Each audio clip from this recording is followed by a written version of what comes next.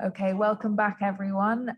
So this is now the final part of our workshop today, and we'll be bringing together everything we've explored in a final chapter, looking ahead to the future, very much inspired by all the positive aspects of resilience in communities that we've been speaking about today. So whether that's lives being transformed through the powers of the imagination, through architecture, through a better understanding of the environment. There have been some very fascinating themes that our presenters have drawn out in their presentations. So before I introduce John, our next speaker, I'm going to hand over to Ulrich briefly to tell us a little bit more about this idea of creative communities and the future of resilience.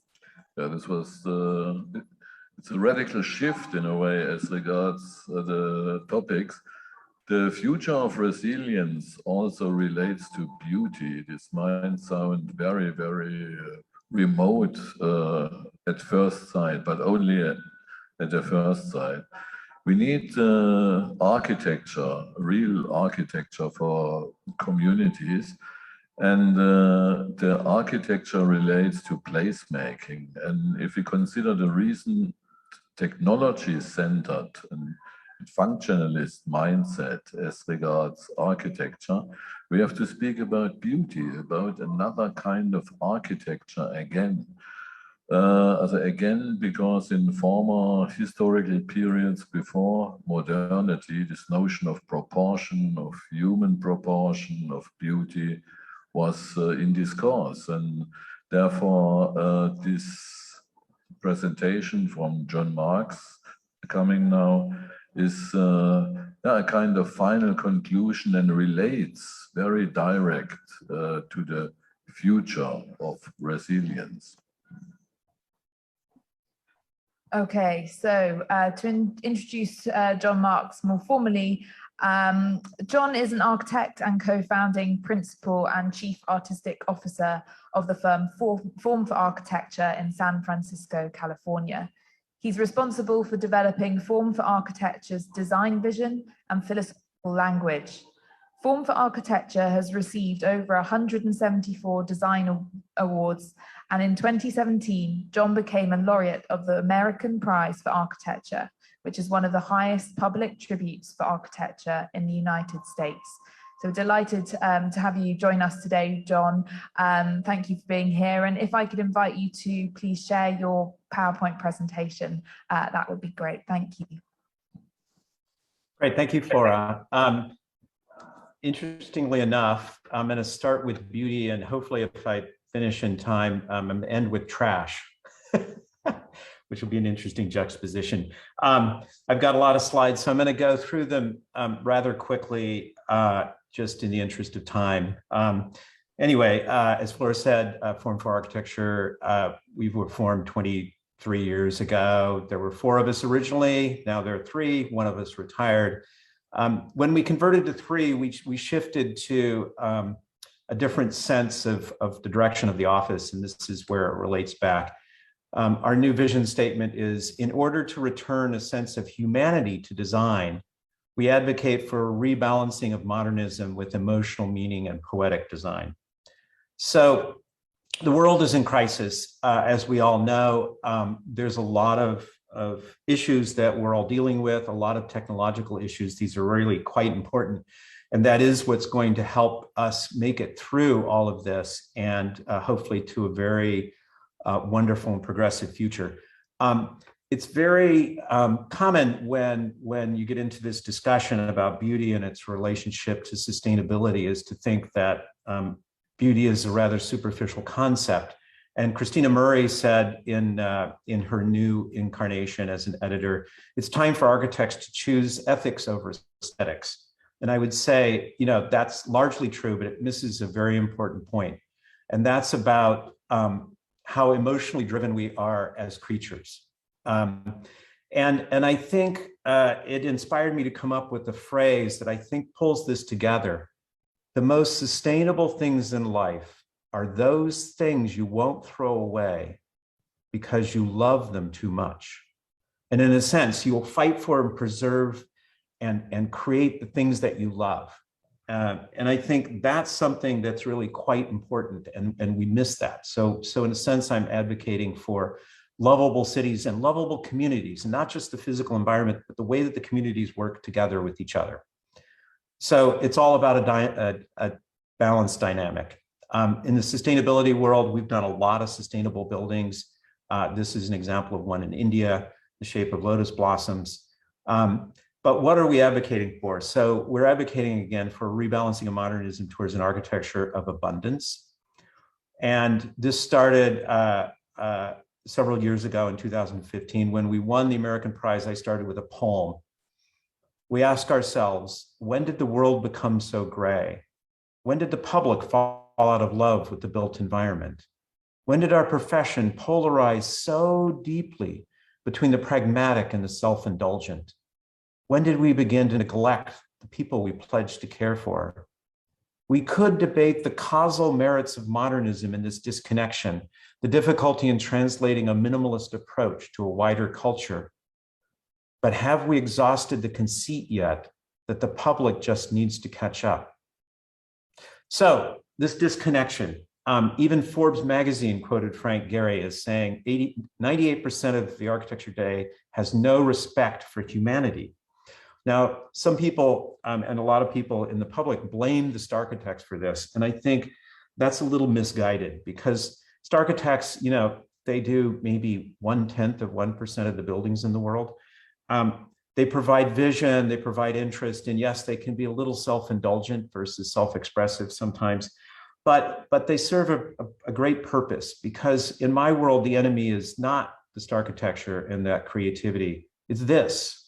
And this is 80%, maybe 90% of what gets built. These are buildings in Silicon Valley, or this, or this, or this, all buildings in Silicon Valley. So what has the response been? Sagermeister and Walsh, which is a graphic design firm, created a book with Phaidon recently that was called Beauty. The little quote on the cover is, over the course of the last century, beauty has been displaced by functionality and design and architecture. As a result, something was lost. Beauty not only impacts the way we feel, it changes the way we behave. Yael Reiser, Peter Cook's wife, has done a wonderful set of books on beauty, and now neuroscience is weighed in. Ian Ritchie has also done a series of books. But keeping with the English, Roger Scruton has pushed back on this. And I don't know if you remember the late Roger Scruton. He was appointed the chair to the UK government's Building Better, Building Beautiful Commission. His response is to go backwards, to go back into nostalgic past periods of architectural design. And, so if you think that's only working or only gaining traction in the UK, there's also Donald Trump, who actually signed an executive order requiring all federal buildings to be designed in a neoclassical style. In response, Bloomberg, I believe, commissioned a Harris poll, and they discovered that 72% of Americans chose historicist architecture over modernism. And this was over all metrics of race, gender, age, and class. And even our fellow artists in the ballet, this is a ballet my wife and I went to, and the quote from it is, in making this ballet, Dawson found himself responding to the polarized present-day world. He understands the world's opposites, light and dark, humanity and architecture, the individual and the group. Do we have to choose between humanity and architecture? I thought these were interrelated. Why can't we have both? This is what I fear the most. And this is on one side Chicago, on the other side Mumbai. I'm not sure which is the better place to live. The one in Chicago is one of the wealthiest areas in the world. So where does this come from? A bit of it comes from Robert Venturi, from Complexity and Contradiction.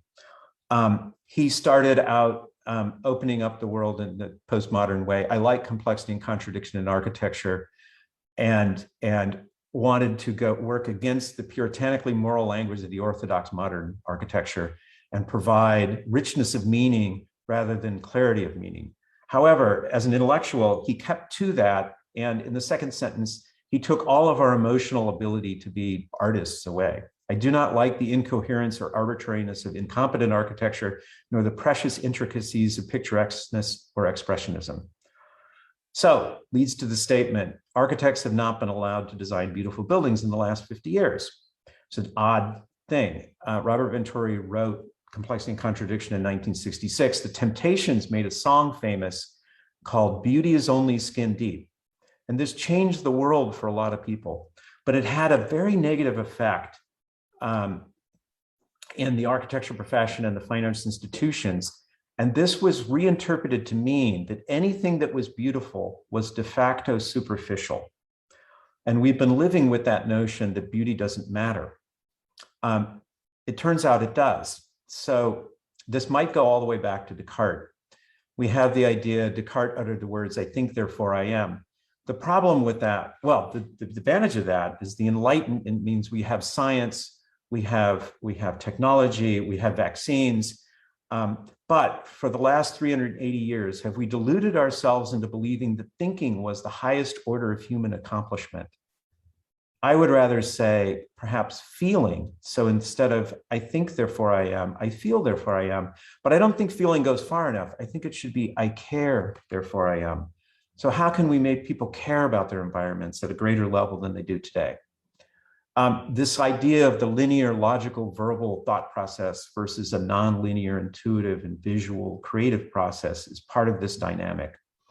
In architecture, to be considered arbitrary is perhaps the greatest sin of all, but arbitrariness is where the human heart lies. It's a balance equation, perhaps, between beauty and function, but this might seem like a balanced graphic, but this is what we really do. It's all function and not enough emotional meaning. So inevitably, you have to get to a conversation about brutalism and minimalism and the romance of emptiness. These are watercolors I did many years ago that celebrate the romance of emptiness. But as they apply to buildings, it's a little more problematic. In Malta, there are good poetic versions of minimalism and brutalism. In Malta, you have these wonderful abstract forms in the landscape, in the buildings that are quite simple. Renzo Piano did a beautiful and poetic, sort of minimalist and perhaps even brutalist civic building there. Louis Kahn at the Salk Institute are great examples. But when you take the poetry away, you get the emptiness of minimalism. The challenging notion of a reductivist approach, and even the Barbican, which is very brutal. It has to search for the humanity there. So why not just poetic as the thing that links them together? It's not about the style, it's about what you do. So we started an aspect of advocacy. There's 6 things we've been doing: emotional meaning, the absurdity of beauty, second century modernism, cultural vibrancy, and then creative communities. Emotional meaning, we started the Architects newspaper in 2015 with a little essay called Emotional Meaning, the Intangible of Architecture. And at the Venice Biennale, collateral event in 2016, with the European Cultural Center, we did a series of visual poems on emotional meaning. And the visual poems were intended to be a visual version of an architectural design philosophy. We talked about human scale, about placemaking, about emotional meaning. And then with the Architectural Review, we did an advocacy monograph called The Absurdity of Beauty, Rebalancing of Modernism, to talk about wild civility. Richard England wrote an essay about how poetic buildings affect people in positive ways. Ian Ritchie wrote about how he writes a poem before he starts a building design, and also talked about neuroscience. And then the idea of cultural vibrancy, which gives expressive shape to architecture. This led to the notion of second century modernism. Second century modernism, if first century modernism was an architecture of abstraction, which a lot of, I think, hardcore modernists might agree with, second century modernism might be seen as an architecture of abundance, emotional abundance. So again, back to an event during the Venice Biennale in 2018 at the Palazzo Mora. We did a chart that talked about the emotional evolution of modernism versus historicism. We also did the same show in a smaller version in Moscow. And we're left with 3 questions. Why should we love this design? What emotions does this building evoke? And does this design promote an architecture of emotional abundance, an architecture of humanity? These are buildings in Amsterdam, which is otherwise a very lovely city. Cultural vibrancy. Now, this leads us to Burning Man, and this ultimately is going to lead us to the trash issue and how do you get people to change through culture. We've got vibrancy in terms of tourism, perhaps in some modern cities evolving, but then we get into things that really spark the imagination. Signs of life can be seen as what we consider in the dismissive graffiti. We need to promote a range of cultural inclusion, and we get to Burning Man, which is a garden of preconceptions. So whatever you believe about Burning Man encourages you fundamentally to embrace community and kindness through participatory art. And it's the power of participatory art is very unusual that it can really spark people to care about everything. And what does Burning Man do? There's a sense of awe. We have playa art, we have art cars, we have theme camps. All of these things are made by people for each other as a gift to the community. Temples and burning things like the man and the temple and things like that. I've talked and written extensively about this in Abatare, in the Architectural Review at the World Architecture Festival. And I've done a few art pieces. This is Andromeda Reimagined, which is a small stage structure. This is my new piece, which is called the Museum of No Spectators, where the gifting shop turns that notion on its head, and you're asked to make a gift before entering the museum. And this was a pavilion for the man base. So to creative communities, though, this is an outgrowth of this, which is Burning Man. And the idea of how do you create this sense of belonging. We go into this notion again. We are at a critical moment in human history where our ability to navigate this existential crisis will be defined by science, technology, and the depth of the human heart. So one goal that we might have, or a series of goals we might have, is the most fundamental is to create buildings and cities that have a high degree of vibrancy, authenticity, and a strong sense of community, with the intention of encouraging an engaged population that not only loves their environment, but participates in its creation and in its ongoing evolution, the extension of which means they feel responsible for its maintenance and improvement and are inspired and empowered to infuse it with their cultural and artistic energy. They create traditions and rituals which will carry this collective effort forward to successive generations. This vibrancy extends across a full range of socioeconomic strata so that everyone participates and enjoys these benefits. Based on this goal set, our research has led us to study the concept of a creative community. Creative community is a community whose shared value system revolves around the attraction of participatory art and innovation, of embracing and sharing self-expression, of empowering and unlocking the inherent creative and imaginative spirit that resides in every human being. For the heart of all great cities lies in the spirit of its people. So vibrancy, we started thinking that we would prototype. So this started with a research project, which led to a workshop at Esalen that Ulrich and Greg, who just spoke, participated in. There you see the beauty of Big Sur in California. We started out with quite an extensive outline of what we were going to try to deal with, asking questions of what's a creative community, what are types of communities, the issue of utopian communities, future cities, developer issues. We did a bunch of programming and storytelling experiences. We dealt with infrastructure, economic drivers, neighborhood goals, and urban diagrams, comparing Black Rock City to other urban ideas, and the idea of prototyping. Burning Man does a thing where they have a decompression. 70,000 people go to Burning Man, but they have a large urban event over 2 days that 10,000 people go to in a highly urban setting. So this notion of this city that can form this vibrancy, it doesn't have to be in the middle of nowhere in the desert. It can be in basically downtown San Francisco, and 10,000 people will show up. So we did a design charrette. In Oakland, there was a site that we were looking at, and we said, what could happen here? We had the various different teams come up with a bunch of ideas and sketches. And we started to create sort of some massing ideas based on that. And then in Freiburg in Germany, a couple of years ago before COVID, Ulrich and the Ideal Spaces group did a creative community seminar. A lot of great ideas came out of that.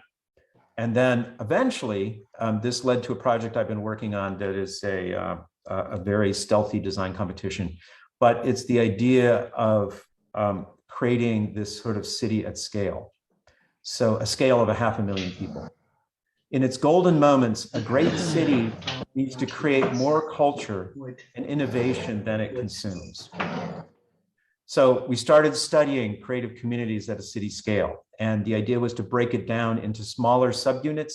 And each subunit would have its own sense of a civic core. It would have a creative community center, which is where we can share, where we can create art like a makerspace, but also a sharing space and a gifting space. There would be a school, there would be religious functions and all those kinds of things. But what would happen is all of these different subcommunities that would be sort of like super neighborhoods would be interlinked with a sort of ritual pathway. And the idea there is that many times during the year, but at least twice a year, you'd have everybody contributing their art or their innovation. And you would sort of, in a sense, almost go on a parade. And you would link all of these places together. And instead of everyone going into the downtown and then back out, and the downtown is where you have your thing, these celebrations, these, in a sense, decompression moments where 10,000 people might show up, they're linked all together on their own path. And we also, in the same project, started to look into what the metaverse might offer for this, because we are all living in a world where the intersection of the physical and the virtual worlds are something that we really need to start to address, and placemaking in virtual life. So this is actually the same moment as that, just changed. And this was a design for a physical space, actually not even a virtual space, but we were going to do a virtual twin of it so that you could literally be there in the physical space, put on your AR glasses, turn to the right and see your friend and have a conversation and walk through this space. And they're walking through with VR goggles and they're in the same space and they turn and they see you. So we're trying to create the #1 virtual hybrid city, the physical and the virtual. And the idea was, it was a catalyst for transformation of embracing holistic balance. The idea of embracing paradox, not should it be regenerative thinking, but it should be productive and consumptive. There should be the past and the future. There should be the collective and the individual. There should be the digital and the physical. It's a balance of those things together, not picking one or the other. We're not trying to resolve paradox, we're trying to embrace it. So we looked at different ways that you can do this. We had this great AI concierge that would manage, let's say, 1,000 different simultaneous experiences in this world. And then we tried to create, the world's greenest city through a series of living urban scale laboratories, so that you would experiment with things. You would experiment with waste without landfills, water without energy, energy without carbon, data with purpose, streets without cars, dew harvesting and things like that.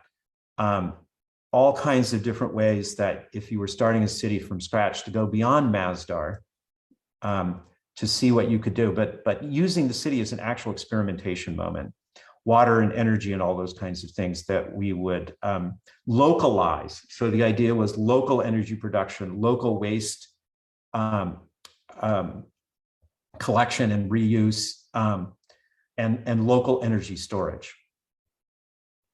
Now, what about trash? That's what I promised you at the very beginning. How can you change behavior through culture? This is my neighborhood in San Francisco. It's one of the wealthiest areas in the world, perhaps. We still have a lot of trash. Why can't we get rid of this? The interesting thing about Burning Man, if you don't believe that culture can change behavior, this is Burning Man. This is 70,000 people. Imagine a city of 70,000 people with not only no litter, no trash anywhere. There's one little piece of trash in one of these 3 photographs, and it was only there until I could climb down from the yoga platform I was on and pick it up and put it in my pouch. But imagine 70,000 people with none of this. And not only is there no litter and no trash, there are no trash cans. Because what people do is they actually pick it up and they put it in a little pouch that they carry with them. They'll pick up their own trash, but they'll pick up other people's trash. And they'll not only not put it in a trash can, they'll take it back to their camp and ultimately take it home with them to San Francisco or wherever they live. And imagine what it would take, the social engineering, to get people to do that. You can't regulate that with laws. You need people to feel it in their heart. And the interesting thing is that Burning Man does that through creating a temporary creative community. But this community actually lives and breathes all year long. And with that, I thank you.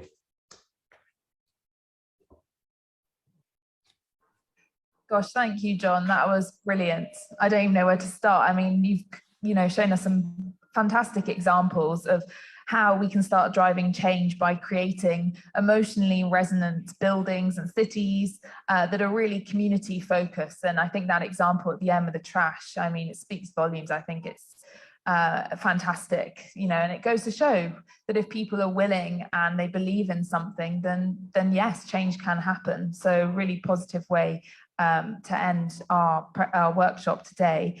I'd love to find out a bit more about the metaverse you were talking about, because one thing that's been coming up in our presentations throughout the workshop is this contradiction between the individual and the community. And I think this example of actually accepting that there will be contradictions between individual versus community, and I just think it's a fantastic way of consuming space in a way where we can just live with these imbalances. And I mean, how amazing. I would love to be in that space right now. So one of the interesting things about the idea of the individual and the community is this notion of embracing paradox.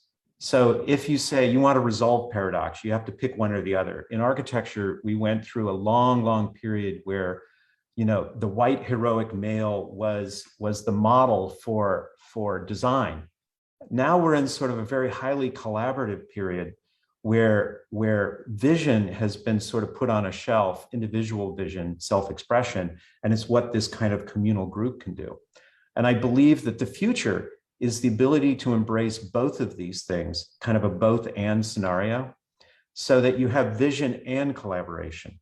And it's just a matter of what the balance act is between the two. And the metaverse is a place where you are a person, as an individual, you can navigate things, but you can participate in the whole world. I mean, you can be playing a game or learning through a game environment or through other environments with anybody in the world. And the technology is, in the study that we did for this giant project, the ability to do this, the technology is actually, there's a big race to see who can do this. And the way to look at the metaverse in a sense is Amazon made shopping easy, but they didn't make it fun. The metaverse can make it fun, and the metaverse can add Facebook into that and create a community, but not create a two-dimensional community, create a three-dimensional community. So it's fully immersive, like the image that you see on the left. And in that sense, you've got the whole world as your community. I don't know if that answers your question, though. Yeah, I guess the interesting thing is that obviously caters to, communities who have access to that kind of technology. So I guess that's worth thinking about as well. When we've been talking about some resilient communities in previous presentations like Jateen's, where communities have had absolutely nothing. I suppose we're talking about very different types of community, and I suppose it's worth putting that out there. Well, the side of accessibility is I think that Google and Facebook especially have gone out of their way on a private business standpoint to try to hook the entire world up as fast as they possibly can. So there's the notion of governments doing it, but I think private industry wants to do this even more than the governments do, which means that you'll get a lot of immediate traction. I think Facebook or Google, whichever one, was going to try to float balloons over Africa to try to create connectivity.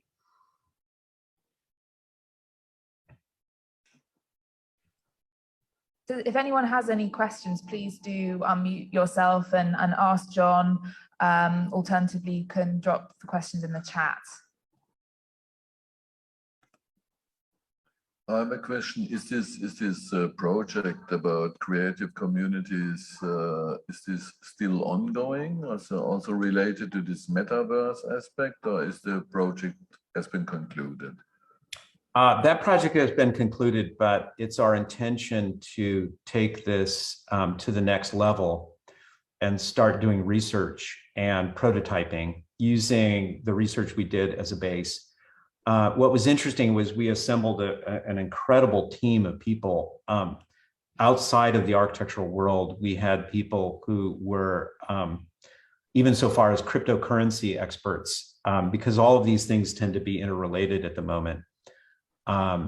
Because folks believe that the metaverse as a global system doesn't want to rely on banks. I'm not sure how that's going to shake out or if that's a good thing or not. But there's a lot of intense creative thinking, and it really will create a global community. And then the issue is can you make that into a creative, compassionate community? What's the role that art would play in that, and self-expression? So again, once you say self-expression at Burning Man, it's a balance of self-expression, communal design, and community gifting.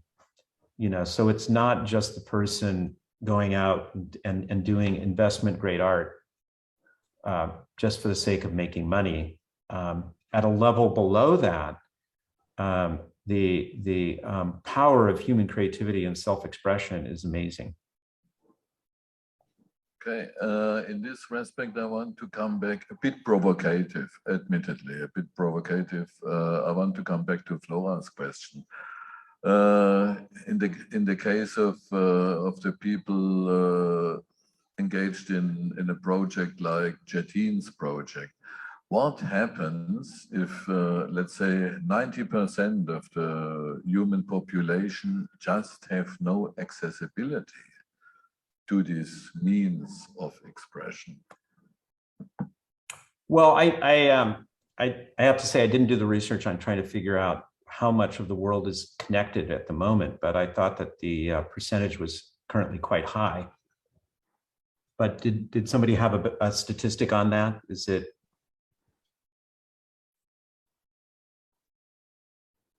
60%, 80%? It's another problem of being connected in a technical sense. It's a problem of economy and the social constraints. So therefore, I brought Jetine's case as an example. How to motivate people far away from any of these technical means you presented here in the metaverse. How to address these people, what to do with them. This is nothing against the idea of the metaverse as such, nothing against the idea as such. It's a question of how to address the majority of populations. For instance, as I experienced in person during my former job, they have no access to such means. Well, so certainly the accessibility question, would need to be solved in terms of creating this kind of global community. I think one of the other sides is the issue of content. How do you create content for this? And what we were looking at was 3 kinds of content. You'd have branded partners. Now, this is if somebody is hosting this. You'd have commissioned content, but the most important is user-generated content. The idea of which is YouTube, which is Facebook, which is people creating content and putting it online. The difference is, in terms of a community, is that this would be in a 3-dimensional format, not in a 2-dimensional format. So when you go to Facebook, it's very 2-dimensional. So if you imagine Second Life or one of those other areas where you have an avatar and you're able to navigate virtual physical space, this is where it becomes fun and where you can really create a much stronger sense of community. Yeah, and I think it goes back to this idea of people allowing themselves to engage and participate through the arts, in whatever form that is. I guess in this case with the metaverse, it might be something, you know, where people are connected and have access to technology. But I think the principle of people being engaged in culture and having that kind of emotional attachment, you know, is a kind of form of positive resilience, if we see it in that way.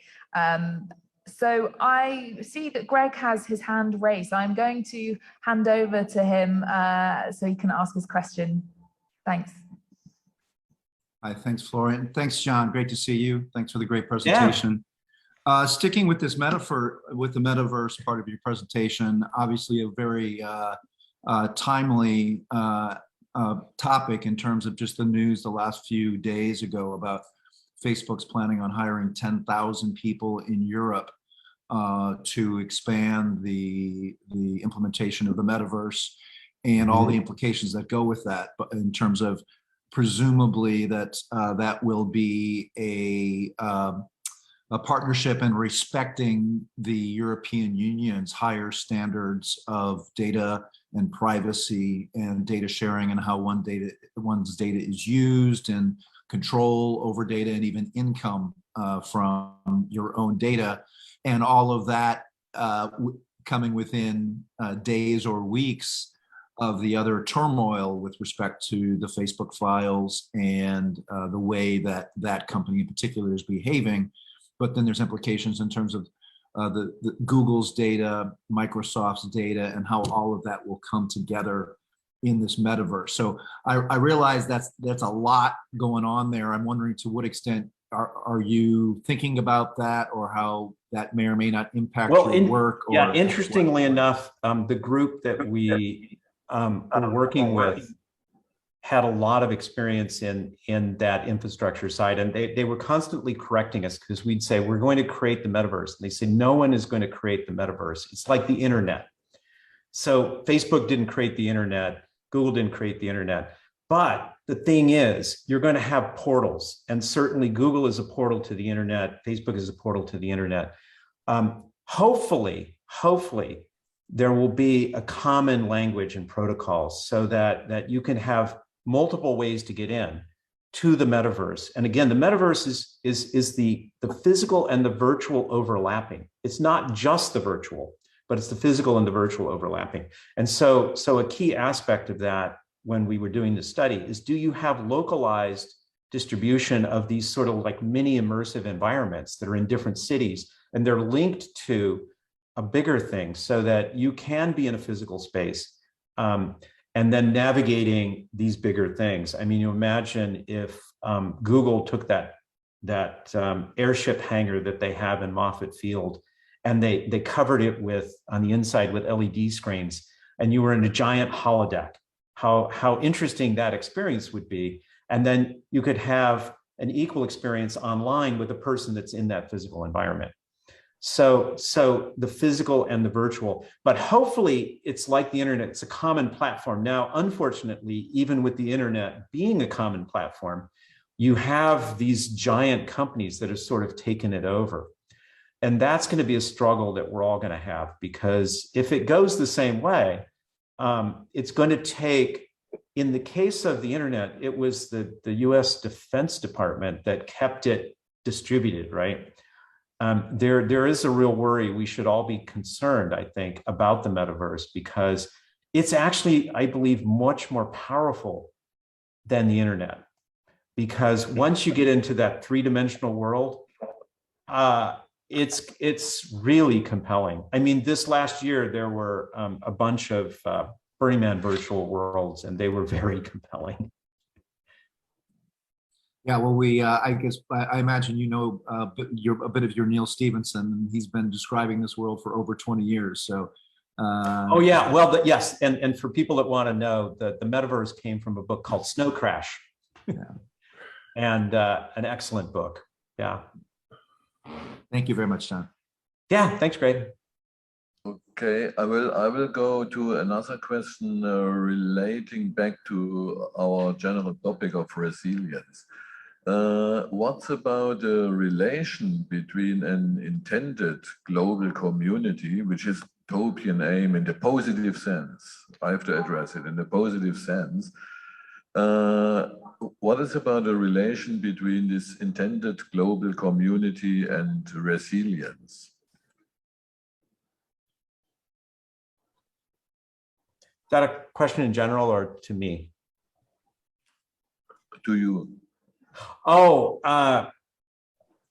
so we started looking at the creative community aspect in this project that we had. And so the project had this sort of metaverse environment that was part of it. And then another part was the city itself. So once we started working on the city, we started wondering how the physical city then could be a hybrid as well, that you could wander the city, that there would be aspects of it that would tie into the virtual world. I think that the interesting thing, though, is as if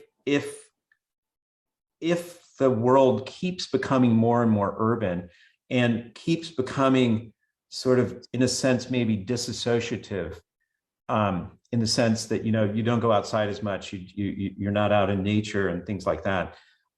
People are going to start, as they already are, having most of their life online.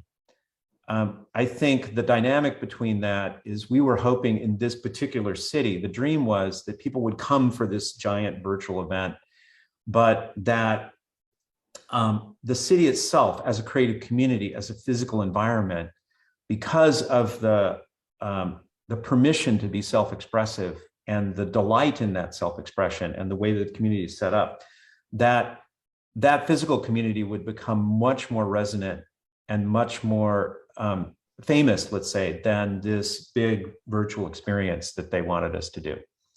I think, though, ultimately, the relationship is between how people care about their environment and creating cities and places where people truly care. There are cities and environments that are like that, but it's so difficult to get people to behave. So I think, you know, in positive ways, we have that problem in the United States just with vaccinations alone. And part of that is I don't believe they truly care about their community. Their sense of individualism is too strong. There's no connection. I don't know if that answers that at all, but. So thanks, John, for your wonderful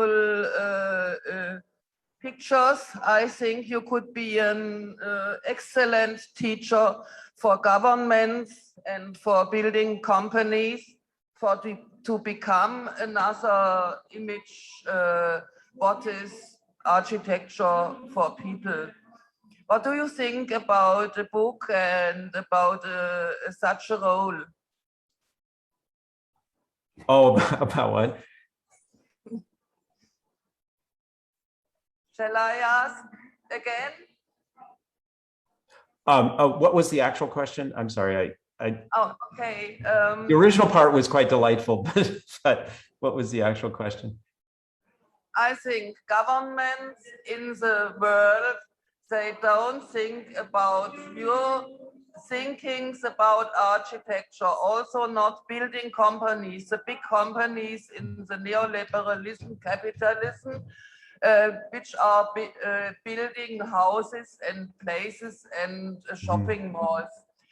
What do you think about a book or lessons for government people and also building house people?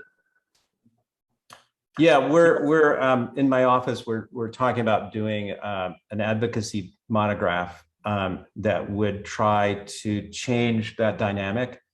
I mean, I think we focus a little bit too much on, again, on the technology. I was at an unconference called Kinternet in France a few years ago, and there were all these people talking about how we're going to change into the 15-minute walking city and all of these things about waste production and technology, and they were all wonderful. And at the end of it, I said, well, you know, you guys have done 2 hours worth of discussion about how the technology is going to change, but why and what's going to make this city lovable, and how are we going to make people care about it? And they said, well, that's important, but they didn't, they didn't want to go further. So we need to get people talking about and dealing with emotions and dealing with how to get people to care. And so that is the part of what I'm hoping, that we can make that connection and get people to change their priorities. So it's not that the city needs to work, the city needs to be lovable. And modern cities don't tend to quite do that.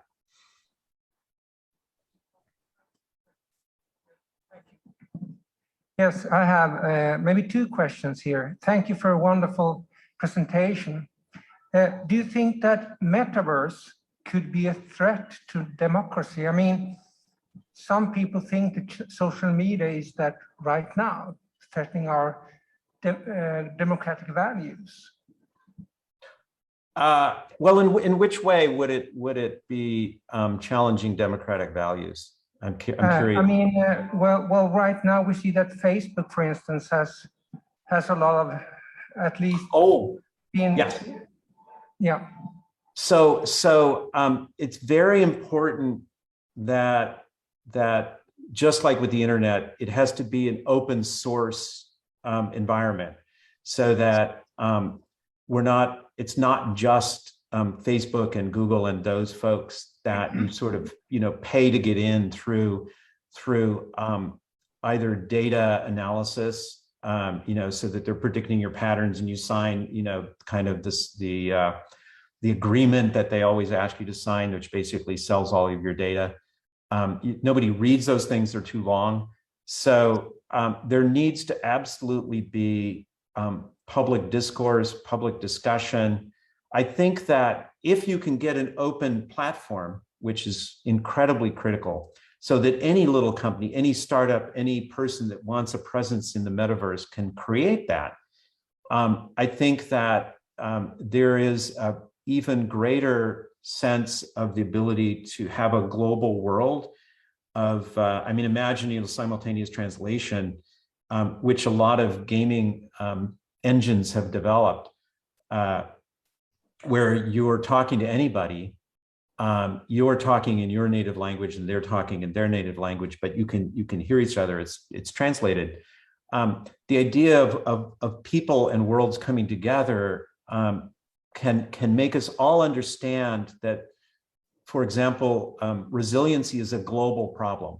And what we've discovered is that the wealthy nations really do need to pay attention to the poorer nations, because it's not the survival of the richest.